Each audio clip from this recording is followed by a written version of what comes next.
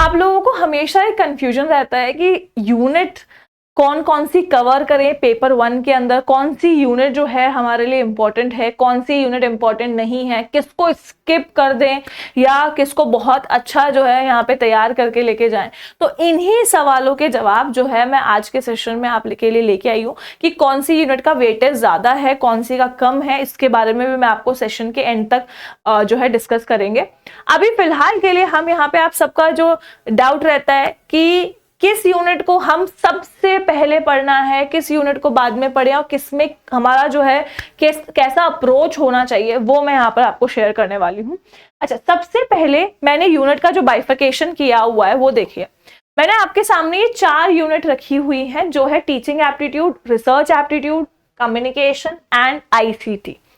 ये आपके पास 4 यूनिट ऐसी हैं जो आप कह सकते हो कि हम इसको मस्ट टू डू के अंदर लेंगे, मस्ट डू के अंदर, कि आपको ये यूनिट्स करनी ही करनी है और सबसे पहले आप इन यूनिट्स को करके तैयार रखिए। ठीक है, सबसे पहले इन यूनिट्स को करके फिनिश कर लीजिए। टीचिंग एप्टीट्यूड को कर लीजिए, रिसर्च को कर लीजिए, कम्युनिकेशन को कर लीजिए और आईसीटी को करके रख लीजिए। अब इसके अंदर आपके पास में डिफरेंट टॉपिक्स हैं। अगर आपको यहाँ पे मैं कहती हूँ कि रिसर्च, एटलीस्ट रिसर्च को तो बहुत अच्छे से एकदम डेप्थ में इसको पढ़े, ठीक है, जिससे आपको इन फ्यूचर भी ये काम में आए।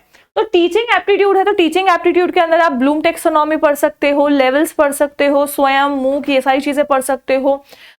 इसके अलावा टीचिंग एप्टीट्यूड के अंदर इवैल्यूएशन, ये कुछ टॉपिक्स हैं जो आप अपने टीचिंग एप्टीट्यूड के अंदर कवर करें 5 सवाल के लिए। आप मिनिमम यहाँ पे हम कहते हैं कि आप जो है यहाँ पर 5 सवाल तो लेके ही जाने हैं कि भाई हाँ, हम यहाँ पे हमारे लेवल से क्वेश्चन आ सकता है, आपका ब्लूम टेक्सोनॉमी से क्वेश्चन आ सकता है, इवैल्यूएशन से क्वेश्चन आ सकता है, स्वयं से क्वेश्चन आ सकता है और एनईपी से क्वेश्चन आ सकता है।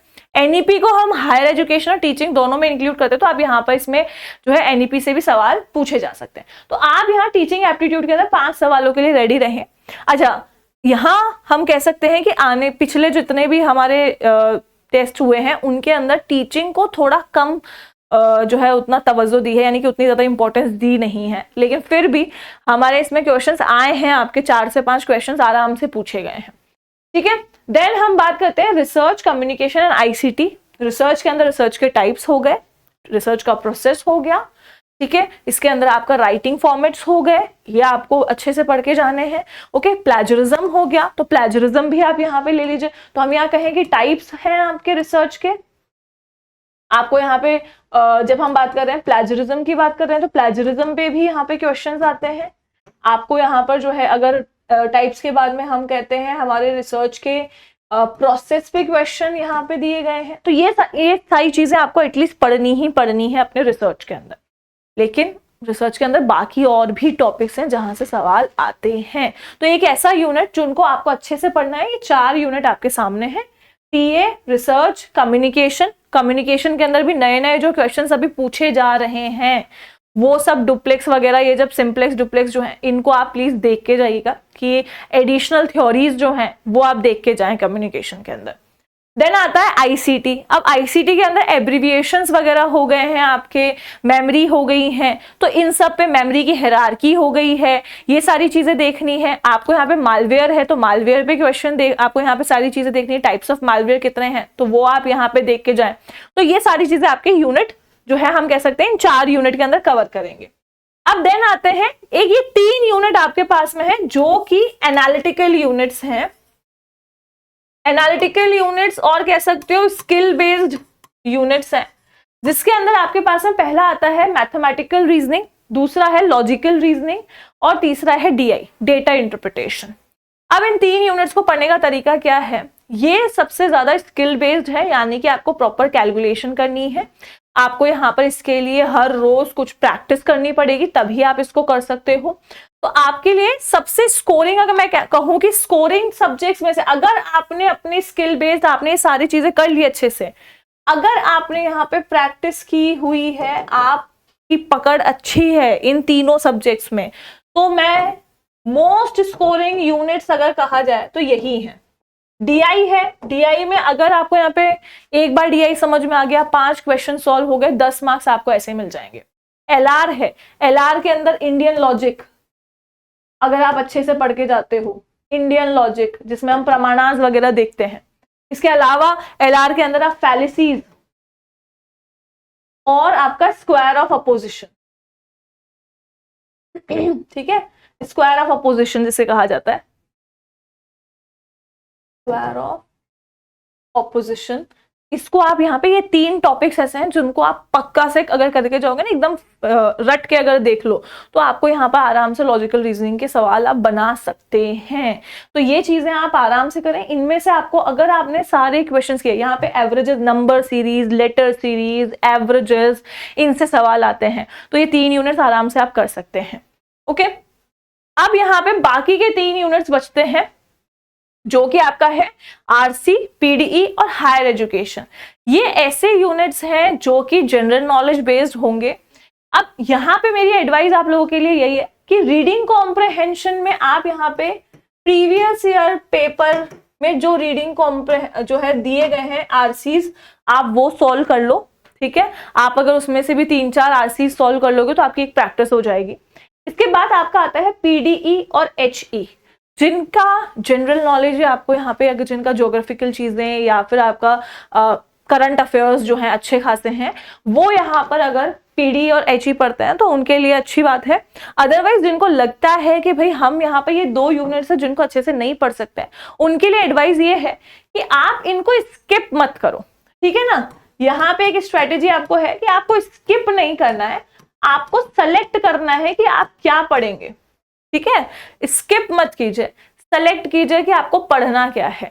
अब जैसे पीडीई की बात की जाए तो पीडीई के अंदर पॉल्यूटेंट्स हो गए, जितने प्रोटोकॉल्स हो गए, उन सबको पढ़ लो यहाँ पर, ठीक है। आपका हायर एजुकेशन है, हायर एजुकेशन के अंदर कमीशंस, ठीक है।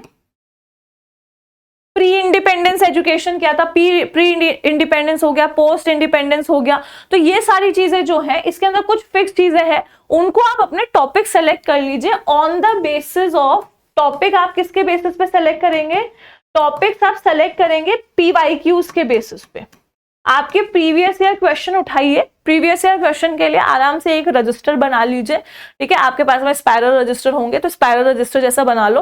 हर एक यूनिट के लिए पहला यूनिट सॉल्व किया टीचिंग एप्टीट्यूड, उसके पीवाईक्यूज कर लिए। पीवाईक्यूज में भी आप यहाँ पे हर एक ऑप्शन को लिखो कि किस ऑप्शन का क्या है। जैसे आप मान लीजिए जो आंसर है वो आपको पता है, लेकिन आंसर के बाद 3 ऑप्शन बचते हैं, तो उस रजिस्टर के अंदर उन ऑप्शन के बारे में भी लिखिए कि ये ऑप्शन क्या कह रहा है, जिससे आपको कभी यूजीसी नेट, क्योंकि देखो यूजीसी नेट बेसिकली क्या करता है, आपसे ना घुमा फिरा के सवाल पूछता है। प्रीवियस ईयर क्वेश्चंस पूछेगा, लैंग्वेज चेंज कर देगा, पूछेगा वही सवाल, लेकिन आपके जो सवाल दिए गए, 4 ऑप्शंस दिए गए सवाल के अंदर, उन्हीं ऑप्शंस को घुमा फिरा के वहां से सवाल आ जाते हैं। तो इसलिए आप क्या करें, अपने टॉपिक्स पढ़े और सेलेक्ट कहां से करेंगे, टॉपिक्स को पीवाईक्यूज के बेसिस पे। अब जैसे पीडी है, एसडीजी हो गया, एमडीजी हो गया, इन पे सवाल आते हैं हमेशा, तो उनको आप अच्छे से पढ़ के जाओ। अभी फिलहाल के लिए हम देखेंगे तो काफी सारे जो है मेडिकल हम कह सकते हैं जिनमें आप बीमारी वगैरह के ऊपर क्वेश्चंस आए हुए हैं, तो वो सब चीजें थोड़ा हम कह सकते हैं आउट ऑफ द बॉक्स हो सकती है, लेकिन फिर भी आप अपने पीडी अगर थोड़ा सा अच्छे से सेलेक्टेड टॉपिक्स पढ़ के जाओगे तो आपको यहाँ पर थोड़ा इजी हो जाएगा। 5 सवाल आ रहे हैं तो 5 में से एटलीस्ट आप 3-4 कर सकते हैं अगर आपने पिछला पढ़ा हुआ है तो भी, ठीक है।